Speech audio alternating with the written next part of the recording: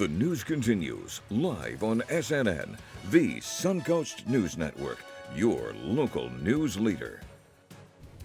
Hello again, everyone. I'm Eric Wilson. Thanks for joining us here on the SNN Evening Edition. I'm Don Brennan. We get right to our top story this half hour. Well, actually, we're going to take a quick look at our Weather Authority forecast this half hour with Chief Meteorologist Justin Mosley. Justin? All right, thanks there, guys. As we take a look at our readings across the state of Florida, we have numbers that are in the middle 80s here in Sarasota, but as you head north into the Bay Area, they're still in the upper 80s. Same story there in Central Florida. Gainesville reporting 89, 84 in Jacksonville on the first coast of our state. And you can see down in Miami at 85 degrees right now. Our dew point, which is our best direct measurement of the low level moisture in the atmosphere, numbers are coming up, so we can feel the humidity, and that's going to help to lift our rain chances at least a bit as we head into the upcoming weekend. But for now, things are nice and dry on our radar. Been tracking a few high clouds moving into the Big Bend of the state, but that's just about it. Future track for tomorrow morning, last day of the work week. We can make it through one more day, right? Patchy areas of fog that will mix out tomorrow afternoon. Otherwise, it's looking good with lots of sunshine up and down the coastline, and the rain chances should hold off until we head into the upcoming weekend. So taking it hour by hour, 79 degrees at 8 o'clock, midnight 76. Is going to be a warm and somewhat of a humid night. We'll look at the 7-day forecast coming up in just a bit. All right, thank you very much, Justin. Now, two married couples unfortunately are dead after a single-engine plane crashed into the Gulf of Mexico last night, just west of Venice Airport. William Lumpkin crashed a single-engine plane into the Gulf of Mexico around 9:30 p.m. with 3 passengers on board. The men's bodies were recovered Wednesday night. The bodies of the 2 women were discovered today in the wreckage. Mark Servasio spoke today about the crash and its relation to disoriented nighttime flying. Well, that's the thing. We don't have a control tower at the airport, so the runway that is used is up to the pilot. So it's up to them to make the decision as to which runway they're going to use. Usually that's based on the direction of the winds. Names of the people that died are pilot William Lumpkin, his wife Patricia, and passengers Ricky and Elizabeth Beaver. And with school safety concerns rising, one Suncoast school tells us how they are protecting their students in a different way with the recent school shooting in Nashville. It happened last week. Yes, the question on how to make sure students are safe in schools continues to be asked. Dr. Bill Jones, the principal of Manatee School for the Arts, believes he has the answer through his Guardian program. The ones we have on campus now, they're all ex-military, all combat veterans. They've all been in firefights. They've been shot at. They've shot. They've done guard details. These are top flight guys. And Dr. Jones recommending schools do their research, starting a similar security program. And a despicable act caught on camera in Florida, right here in our state. A woman says she returned from a trip to find a dog tied to a fence outside her South Miami-Dade home. Alex Browning has the story. What's the matter? What's the matter, huh? Imagine coming home to this. It's really cruel what they did. Totally cruel. Cruel and inhumane, to say the least. A German Shepherd puppy left tied to a fence in South Miami-Dade. The dog was out there about 16 hours before we even found it. I'd been gone for a few days. What if I stayed for a week? She would have been dead. Jennifer's home surveillance cameras rolling Tuesday night just after 6 when a white pickup drives by along the 16,000 block of Southwest 256th Street.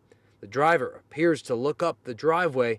Fast forward, the truck comes back around, stops, and a man in a blue shirt pops the tailgate, leads the pup off the truck bed, and then they take off.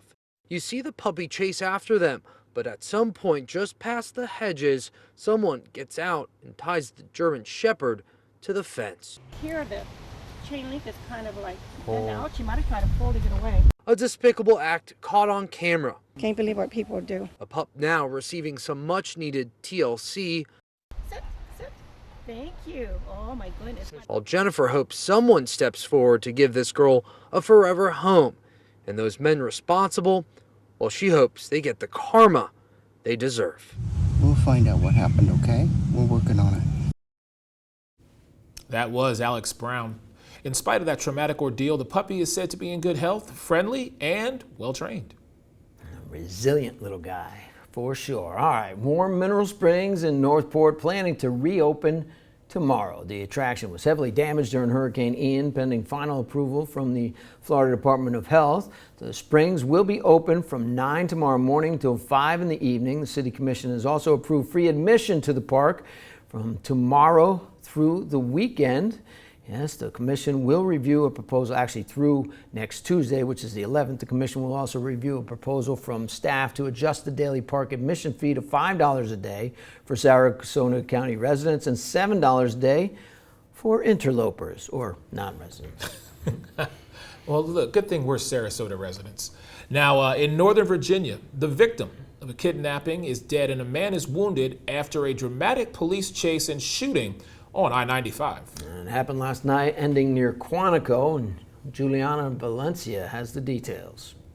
34-year-old Tatiana David was reported missing out of Ithaca, New York last night.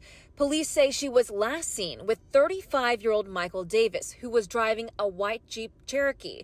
Last night, Virginia State Police saw a white Jeep Cherokee with wrong license plates. They initiated a chase. They say the driver initially stopped but then sped away, hitting a guardrail at one point, speeding south on I-95, and finally crashing into the woods here near exit 148 in Prince William County. Investigators say as troopers approached the SUV, the driver began shooting at them. State and Fairfax County Police returned fire. We obtained the radio communication between troopers and dispatchers of the moment shots were fired. We do not know who exactly is firing the shots. We do want to warn you, this audio may be hard to listen to. Hey, we need a shield. We need a shield.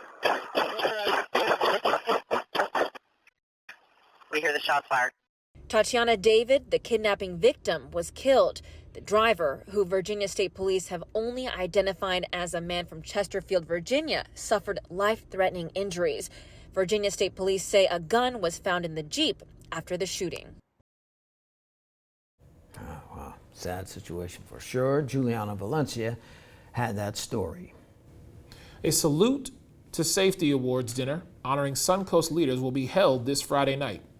The Aqua Cares Foundation inaugural Salute to Safety Awards dinner highlights honorees chosen by their peers for demonstrating exceptional leadership and commitment in providing safety within our community. The event will take place at the Grove and Lakewood Ranch from 6 to 9 p.m.